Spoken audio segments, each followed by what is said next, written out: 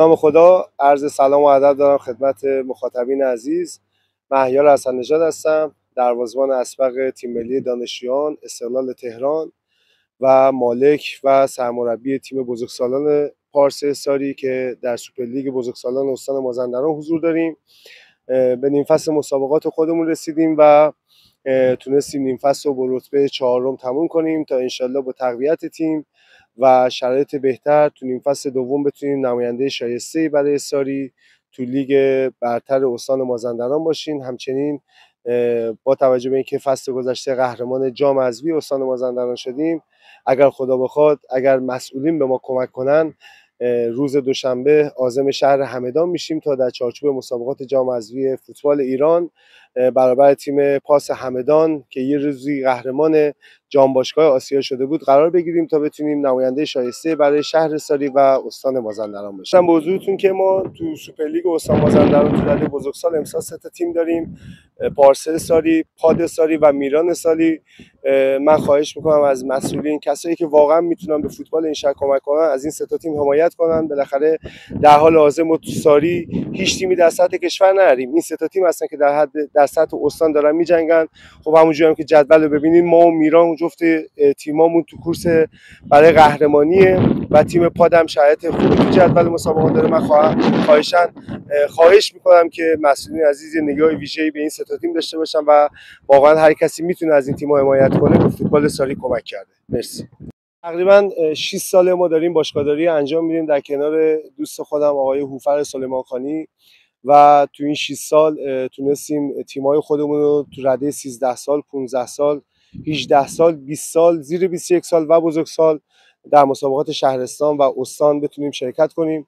توی این مدت ما تونستیم همراه با تیم بزرگسالان پارسه قهرمان لیگ 1 استان مازندران بشیم و به لیگ برتر صعود کنیم و قهرمان جام حذفی مازندران بشیم. در رده جوانان قهرمان زیرگروه استان شدیم و به لیگ 1 استان صعود کردیم. در رده 18 سال هم همینطور در لیگ 18 سال تونستیم قهرمان زیرگروه بشیم و به لیگ استان صعود کنیم.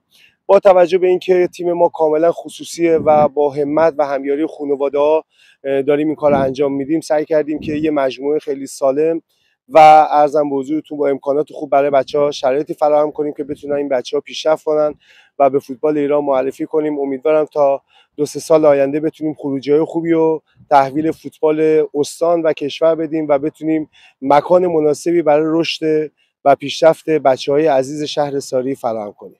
والا همه ماها در 60 خاطرات خوبی و از ورزشگاه متقی داشتیم. خیلی از ماها تو اون زمین رشد کردیم و تونستیم خودمون رو به فوتبال ایران معرفی کنیم. واقعا جای این ورزشگاه جاش خالیه تو شهر. من واقعا نمیدونم کار ساخت و ساز این استادیوم به کجا رسید، ولی واقعا حیفه. من از مسئولین، از دوستان عزیزی که صدای منو میشنون، واقعا خواهش میکنم که هر چه زودتر به داد این ورزشگاه برسن تا این زمین دوباره احیا شه و در اختیار فوتبال دوستای شهر اصراری قرار بگیره.